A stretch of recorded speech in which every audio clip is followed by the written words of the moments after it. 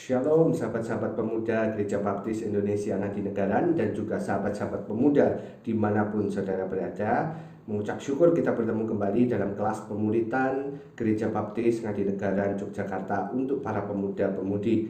Saudara, pada hari ini kita akan belajar melanjutkan dari bab sebelumnya, masih mengenai menggali perjanjian lama. Ya, hari ini kita akan belajar mengenai kitab nabi-nabi. Saudara terkasih, sebelum kita memulai, mari kita meminta hikmat dari Tuhan untuk supaya setiap kita bisa belajar dengan baik pada hari ini dan kiranya boleh berdampak bagi setiap pertumbuhan rohani teman-teman sekalian. Mari berdoa. Tuhan, kami mengucap syukur buat hari ini kami boleh bertemu kembali, belajar kembali mengenai firman-Mu. Biarlah setiap kami Kau berikan hikmat dari Engkau ya Tuhan, supaya kami boleh memahami, kami boleh mengerti akan firman-Mu ya Tuhan, sehingga semakin hari kami boleh semakin mengasihi Engkau dan kami boleh semakin mengerti rencana-rencana-Mu dalam setiap kehidupan kami, sehingga kehidupan kami boleh terus bertumbuh dan kami boleh berbuah bagi kemuliaan nama-Mu ya Tuhan. Juga urapi hamba-Mu, kiranya hamba boleh menyampaikan dengan kata-kata yang sederhana dan dapat dimengerti ya Tuhan oleh jemaat-Mu. Utuslah Roh-Mu untuk memimpin hamba-Mu ya Tuhan. Dalam nama Yesus kami mengucap syukur dan kami berdoa. Amin. Saudara terkasih, hari ini kita akan belajar mengenai kitab nabi-nabi. Ya, jadi memang secara teologis menurut agama Kristiani, seorang menjadi nabi itu yang perlu kita ketahui adalah itu bukan atas kemauan sendiri. Ya, jadi nggak ada saya mau jadi nabi itu nggak boleh, nggak bisa ya. Tapi memang karena itu dipilih oleh Tuhan. Ya, jadi seperti kisah Yeremia, ya Nabi Yeremia, ya sebelum dia lahir itu Tuhan sudah menetapkan dia sebagai seorang nabi. Ya, jadi Tuhan yang memilih di sini. Jadi nggak ada orang yang mengklaim dirinya sebagai nabi atas keinginan dirinya sendiri, itu nggak boleh ya. Nah, inisiatif itu datang dari Tuhan, bukan datang dari manusia. Ya, dan tanggung jawabnya itu penuh kepada Tuhan. Nah, terkait dengan tugas dan peranan pokok kenabian ya pada perjanjian lama itu sebetulnya apa gitu ya. Nah, kalau kita pelajari ada beberapa. Yang pertama adalah untuk mengingatkan bangsa Israel waktu itu ya yang lupa akan perjanjian kasihnya dengan Tuhan. Ya, di sini para nabi itu melantas menyerukan pertobatan ya. Jadi memang untuk mengingatkan dan menyerukan pertobatan ya. Tugas pokok panggilan kenabian yang kedua adalah menyampaikan ancaman hukuman atau bencana yang akan terjadi kalau yang pertama tadi sudah diingatkan untuk bertobat, mereka tidak mau bertobat ya. Jadi ada sanksinya, istilahnya seperti itu ya. Nah, selain itu peran nabi itu juga menubuatkan masa depan ya, menyampaikan warta gembira serta membangkitkan dalam hati umat waktu itu pengharapan akan Al-Masih yang terjanji ya. Nah, sekarang kita lihat dahulu konteks kedudukan nabi dalam sejarah perjanjian lama ya. Nah, yang pertama adalah nabi-nabi yang perjanjian lama itu adalah hamba-hamba Allah ya, yang waktu itu kerohaniannya jauh lebih tinggi daripada orang-orang pada zamannya ya. Jadi memang nggak ada kelompok apapun yang digambarkan dengan lebih dramatis daripada nabi-nabi dari perjanjian lama ya. Nah, imam, hakim, raja, penasihat, dan pemazmur yang sering kita lihat di dalam kitab perjanjian lama ya, itu masing-masing mereka memiliki tempat yang khusus dalam sejarah bangsa Israel ya. Tapi memang nggak seorang pun di antara mereka itu yang mencapai taraf sebagai nabi ya, atau berpengaruh terhadap sejarah penebusan selanjutnya kalau kita baca secara lengkap ya. Nah, yang kedua adalah para nabi itu memiliki pengaruh utama dalam susunan perjanjian lama itu sendiri. Nah, ini bisa kita lihat dalam ketiga pembagian Alkitab Ibrani ya. Ingat ya yang kemarin di pendahuluan ya, ada Torah, ada kitab para nabi, dan ada tulisan-tulisan ya.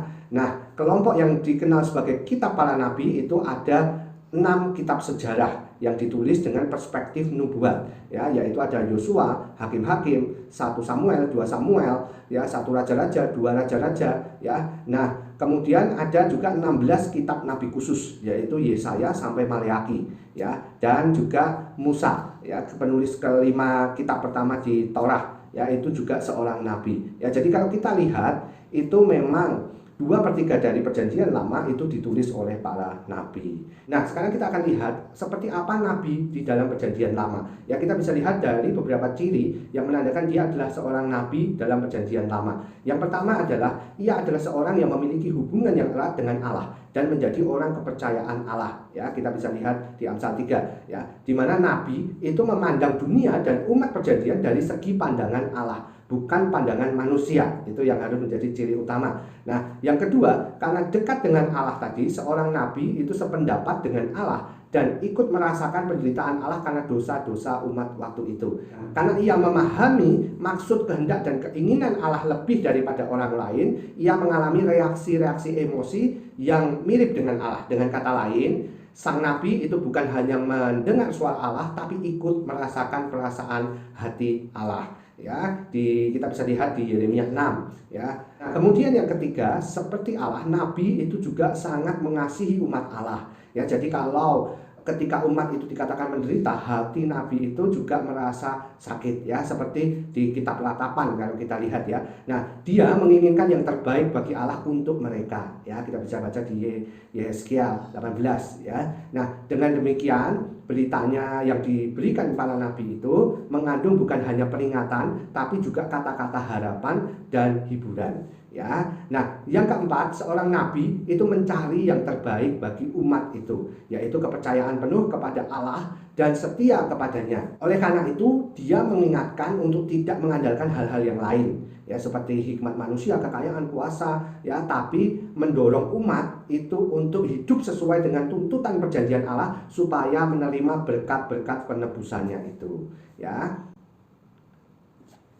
Nah, yang kelima yang menjadi ciri nabi itu adalah seorang nabi itu peka terhadap dosa dan kejahatan ya. Kita bisa lihat banyak sekali di Yeremia 2, Yeremia 19, ya, di Amsal 8 ya. Ia tidak sabar terhadap kekerasan, kejahatan, kebejatan, ketidakadilan ya. Ia tidak menyukai semua itu. Ya, apa yang rakyat biasa mungkin anggap sebagai penyimpangan yang kecil terhadap hukum Allah, kadang-kadang seperti itu ya, dosa kecil, dosa besar seperti itu ya. Tapi beda sama nabi. Bagi nabi itu dipandang bukan lagi sebagai dosa kecil atau dosa besar, tapi itu betul-betul sebagai malapetaka, karena dia betul-betul nggak ada rasa kompromi, nggak ada rasa pura-pura atau alasan untuk mengecilkan kesalahan-kesalahan itu ya. Lebih dari orang lain, ia juga seperti Allah benci terhadap kefasikan ya.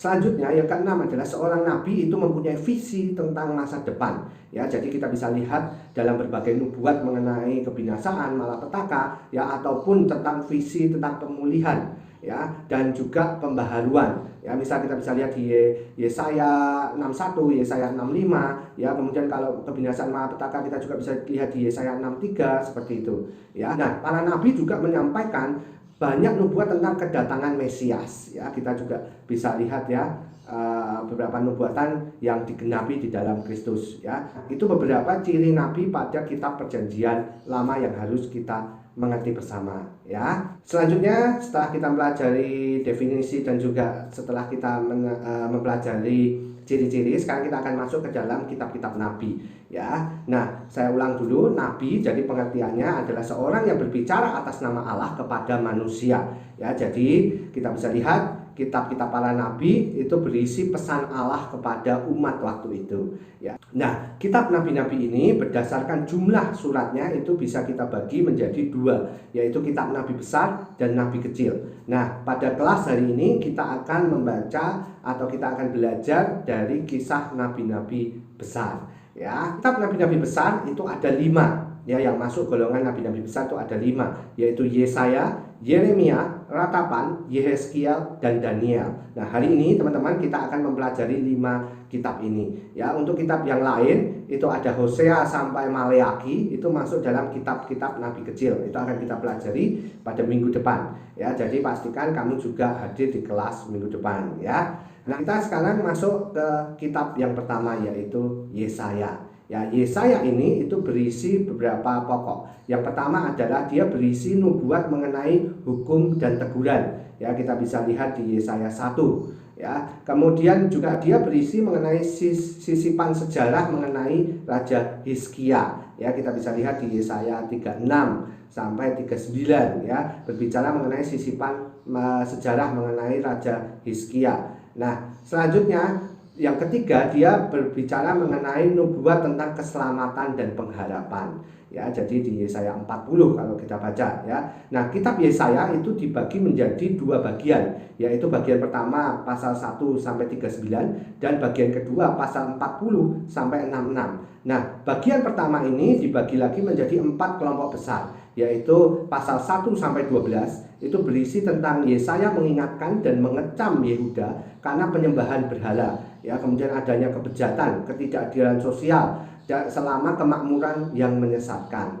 Ya, nah yang kedua adalah pasal 13 sampai 23, ya, di mana Yesaya itu bernubuat kepada bangsa-bangsa sezaman Yehuda mengenai dosa dan hukuman yang akan datang. Ya, itu ya. Nah, yang ketiga itu pasal 24 sampai 35 yang berisi mengenai janji-janji yang bersifat nubuat tentang keselamatan dan hukuman yang akan datang. Ya, nah bagian yang keempat adalah pasal 36 sampai 39 yang mencatat aneka cuplikan sejarah dari kehidupan Hizkia. Ya, kemudian masuk ke dalam bagian yang kedua dalam kitab Yesaya ini, yaitu pasal 40 sampai pasal 66. Ya, ini memang berisi berbagai nubuat yang paling akbar dalam Alkitab mengenai kebesaran Allah dan kemegahan rencana penebusannya. Nah, itu teman-teman bisa baca di kitab Yesaya ini. Ya, Yesaya ini pesan pokoknya adalah bagaimana karya Allah dalam kedaulatan dapat mendatangkan kelepasan. Ya, begitu juga dengan hukum-hukum Allah dan juga mengenai keselamatan umat. Ya, ini adalah pesan pokok dari kitab Yesaya. Ya. Nah, kemudian kita masuk ke dalam kitab yang kedua, yaitu kitab Yeremia. Ya, nah kitab Yeremia ini berisi mengenai panggilan dan pengutusan Yeremia, kemudian juga ada firman nubuat kepada Yehuda, ya, kemudian juga peran Yeremia sebagai nabi penjaga, ya, dan juga firman nubuat Yeremia kepada bangsa-bangsa, ya, juga berbicara mengenai sejarah tentang jatuhnya Yerusalem. Ya, nah melalui kitab ini Yeremia itu seringkali disebut sebagai nabi peratap, ya, seorang yang membawa amanat keras tapi berhati lembut dan mudah hancur. Ya, kita bisa lihat di Yeremia 8 dan 9 ya. Nah, ajaran-ajaran dalam kitab Yeremia itu ajaran-ajaran tentang Allah, ya, kemudian pemahaman mengenai penyembahan berhala, percabulan, penghukuman, pengharapan, agama dan masa depan yang sempurna. Ya, itu bisa kita pelajari di kitab Yeremia ini. Ya, nah, pesan pokok dari kitab Yeremia ini adalah seperti yang terdapat dalam dakwaan-dakwaan, penghukuman, petunjuk-petunjuk dan juga nubuatan-nubuatan. Ya, itu kita bisa baca semua di Yeremia. Ya, nah, kitab yang ketiga adalah kitab Ratapan. Ya, nah, kitab Ratapan ini berisi beberapa hal. Yang pertama adalah ratapan pertama, ya. Nah, itu berbicara mengenai Yerusalem dibinasakan, ya. Kemudian kebinasaan itu akibat dari dosa, ya, seperti itu. Kemudian seruan kepada Allah, ya, untuk minta pertolongan pengampunan, ya. Itu adalah isi dari ratapan pertama. Nah, ratapan yang kedua itu isinya adalah murka Allah terhadap umatnya. Kemudian penderitaan berat penduduk Yerusalem pada waktu itu, ya. Kemudian permohonan belas kasihan para nabi, yaitu kita bisa baca di situ, ya. Nah, kemudian adalah ratapan yang ketiga. Ratapan yang ketiga itu berbicara mengenai seruan keputusan, ya, kemudian pengakuan adanya pengharapan, ya, di ratapan 3. Kemudian juga panggilan untuk bertobat, ya, di ayat 40 sampai 42, ya, juga berbicara mengenai penderitaan sang nabi. Begitu juga dengan doa sang nabi, ya, itu bisa kita lihat semua di ratapan yang ketiga. Nah, ratapan keempat itu berbicara mengenai perbandingan masa lalu dan masa kini. Kita bisa baca di ayat 1 sampai 12. Ya, kemudian juga penyebab Sion dihancurkan. Ya, itu juga disebutkan di situ. Kemudian hukum bagi Edom dan pemulihan Yehuda. Ya, itu kita bisa baca di ratapan 4, ya. Nah, yang selanjutnya adalah ratapan kelima. Nah, ratapan yang kelima itu berbicara akan kebutuhan pengampunan, ya, pengakuan dosa, kemudian juga permohonan untuk pemulihan. Itu kita bisa lihat di ratapan kelima. Jadi memang kitab ratapan ini itu melukiskan pergumulan dan reaksi-reaksi orang Yahudi terhadap penderitaan dan hukuman mereka. Ya, namanya juga ratapan sesuai kata-katanya, gitu ya. Mereka melakukan penyelidikan terhadap diri sendiri dan berusaha untuk menemukan artinya. Ya, itu yang bisa kita lihat dari kitab ratapan. Nah, kita bisa melihat bahwa walaupun dalam kehancuran Tuhan, tapi pada saat yang sama ya kitab Ratapan ini itu mengingatkan bahwa oleh karena belas kasihan dan kemurahan Tuhan, itu keselamatan masih tersedia bagi mereka yang mau bertobat dan berbalik kepada Tuhan. Ya, itu adalah pesan dari kitab Ratapan. Nah, kemudian kitab Yehezkiel. Ya, jadi kitab Yehezkiel ini itu berbicara mengenai yang pertama adalah dosa Israel dan tentang penghukuman Allah. Ya, di sini kita bisa nanti belajar mengenai panggilan Tuhan kepada Yehezkiel, ya, kemudian sifat Allah dalam kitab Yehezkiel yang dijelaskan dengan jelas mengenai kemahakuasaan Allah dan kekudusannya. Ya, kemudian juga tentang nubuatan-nubuatan, ya, dan juga penghukuman bangsa Israel. Ya, nah, kemudian kita juga akan bisa lihat mengenai keruntuhan Yerusalem, ya, itu bisa kita lihat di kitab Yehezkiel ini. Ya, nah, yang kedua di kitab Yehezkiel ini berbicara pula tentang nubuatan terhadap bangsa kafir, ya, mencakup nubuatan terhadap Amon, Moab, ya, Edom, Filisti, ya, kemudian Tirus, ya, dan juga Sidon, ya, itu bisa kita lihat semua di Yehezkiel ini, ya. Juga selain itu tentu saja berbicara mengenai pemulihan bagi bangsa Israel, ya.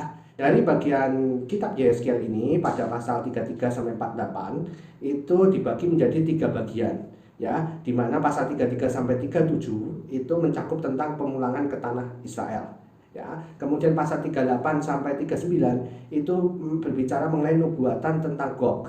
Ya, nah, kemudian pada pasal 40 sampai 48 itu berbicara mengenai bait suci yang telah diperbarui. Ya, jadi memang kitab Yehezkiel ini memuat ajaran-ajaran mengenai Allah, manusia, dan juga bangsa-bangsa, ya. Nah, pesan yang bisa kita dapat dari kitab Yehezkiel ini adalah nubuat-nubuat yang disampaikan Yehezkiel itu bersifat penghiburan atas kepulangan bangsa Israel dari pembuangan. Ya, jadi itu teman-teman untuk kitab Yehezkiel. Nah, kita sekarang masuk ke kitab selanjutnya dari kitab besar-besar yang terakhir adalah kitab Daniel. Ya. Nah, kitab Daniel ini itu dibagi dalam 2 bagian, yaitu pada pasal 1 sampai 6 itu berisi tentang historis antara hubungan Daniel dengan sahabat-sahabatnya. Ya, kemudian pada pasal pertama itu bisa kita lihat cerita tentang Daniel dan sahabat-sahabatnya diangkut ke Babel, ya, dan bercerita tentang penyucian diri mereka. Nah, pasal yang kedua itu bisa kita lihat tentang cerita historis tentang mimpi Raja Nebukadnezar tentang patung yang besar, ya. Nah, kemudian pada pasal yang ketiga itu tentang perapian yang menyala-nyala, ya, itu bisa kita lihat di sana. Kemudian pasal yang keempat itu mimpi Nebukadnezar tentang pohon yang besar, ya. Nah, pasal yang kelima itu bisa kita lihat tentang tulisan yang nampak di dinding, ya. Pasal keenam, ya, cerita Daniel yang paling populer yang berada di dalam gua singa. Ya, nah, pada bagian yang kedua yaitu pada pasal 7 sampai 12, yaitu dikelompokkan dalam penglihatan-penglihatan, ya, atau pesan Daniel tentang waktu yang akan datang, bisa dikatakan mengenai nubuatan, ya, atau penglihatan seperti itu. Nah, pasal 7 adalah penglihatan tentang keempat binatang, ya. Kemudian pasal 8 kita bisa lihat penglihatan tentang domba jantan dan kambing jantan, ya. Nah, pasal 9 itu berbicara mengenai doa Daniel, ya, dan tentang penglihatannya tentang 70 kali 7 masa. Ya, nah, pasal 10 itu kita bisa lihat tentang penglihatan Daniel yang berbicara mengenai tentang seorang yang berpakaian kain lenan, ya. Nah, pasal 11 itu bisa kita lihat berbicara mengenai kerajaan utara dan kerajaan selatan, dan pasal 12 itu bisa kita lihat berbicara mengenai akhir zaman. Ya, itu yang bisa kita lihat dari kitab Daniel, ya. Nah, pesan yang bisa kita ambil dari kitab Daniel ini apa? Bahwa kedaulatan Allah dalam sejarah itu ditegaskan di kitab Daniel, ya, bahwa meskipun umat Allah itu sering diperlakukan oleh kekuasaan duniawi, ya, tapi Tuhan sendiri yang maha kuasa dan berdaulat itu yang tetap menentukan jalan setiap orang dan bangsa, ya. Nah, jadi itu teman-teman kitab besar, ya, kitab nabi-nabi besar yang ada di dalam Perjanjian Lama yang bisa kita pelajari pada hari ini. Saya harap teman-teman di rumah tetap membaca dengan lengkap, ya, sehingga bisa mendapat gambaran yang utuh dalam kitab-kitab Perjanjian Lama, ya. Nah, hari ini kita belajar mengenai kitab nabi dan terutama nabi-nabi besar, ya. Di sini kita bisa lihat betapa besarnya Tuhan kita, betapa maha kuasanya Tuhan kita, dan betapa sayangnya Tuhan kita itu, ya. Nah, Teman-teman, mungkin pelajaran kita hari ini sampai di sini dulu. Ya, kita akan lanjut minggu depan dengan kitab-kitab nabi kecil. Ya, saya harap ingat teman-teman tetap belajar di rumah, ya, tetap membaca firman Tuhan setiap hari supaya masa muda kalian itu bisa berdampak dan masa muda kalian bisa menjadi teladan bagi setiap orang percaya. Ya, tetap kuat, tetap semangat, bertumbuh selalu di dalam kebenaran firman Tuhan. Ya, mari kita tutup kelas kita dengan kita berdoa. Tuhan, kami mengucap syukur buat hari ini kami boleh untuk belajar bersama mengenai kitab nabi-nabi-Mu ya Tuhan. Biarlah setiap pelajaran yang kami peroleh boleh membawa pertumbuhan bagi kerohanian kami ya Tuhan. Saat ini hamba-Mu berdoa Tuhan bagi anak-anak muda-Mu yang berada di Gereja Baptis Indonesia Ngadinegara maupun yang berasal dari gereja-gereja lain. Tuhan, kiranya Engkau memberkati mereka satu persatu. Apa yang mereka kerjakan, apa yang mereka upayakan Tuhan buat berhasil dan luar biasa. Sehingga masa muda mereka boleh menjadi teladan. Masa muda mereka boleh berdampak dan masa muda mereka boleh menjadi alat kepanjangan Tuhan. Tuhan yang menyertai, Tuhan yang memberkati setiap aktivitas dan pekerjaan mereka, dan jauhkanlah daripada yang jahat, serta lindungi mereka, berikan kesehatan ya Tuhan. Terima kasih Tuhan, kami tak lupa bersyafaat bagi bangsa dan negara kami Indonesia, dan Tuhan memberkati bangsa dan negara kami Indonesia ini, sehingga kami boleh segera dipulihkan, dan kami boleh dijauhkan dari segala virus penyebab penyakit ini ya Tuhan. Namun biarlah seluruhnya kehendak-Mu saja yang terjadi ya Tuhan. Juga untuk para pemimpin bangsa ini, kiranya Tuhan berikan hikmat dalam memimpin bangsa ini ya Tuhan, sehingga bangsa ini bisa menjadi bangsa yang luar biasa, bangsa yang berkati, dan kami yang ada di dalamnya, masyarakat rakyat yang ada di dalamnya boleh menjadi sejahtera di dalam nama-Mu ya Tuhan. Juga berdoa bagi para pemimpin gereja, kiranya Tuhan memberikan hikmat atas setiap mereka, sehingga mereka boleh ya Tuhan berhikmat di dalam masa-masa sukar ini ya Tuhan. Terima kasih ya Tuhan, satukanlah kami dalam satu tubuh Kristus ya Tuhan. Urapilah setiap kami ya Tuhan. Juga untuk setiap pergumulan doa pribadi kami, kiranya Tuhan Kau memberkati, Kau menjamah satu persatu ya Tuhan. Terima kasih ya Tuhan, di dalam satu nama Tuhan kami Yesus Kristus kami berdoa dan kami mengucap syukur kehendak-Mu yang jadi atas kami. Amin. Ya, sampai ketemu di kelas selanjutnya. Tuhan Yesus memberkati.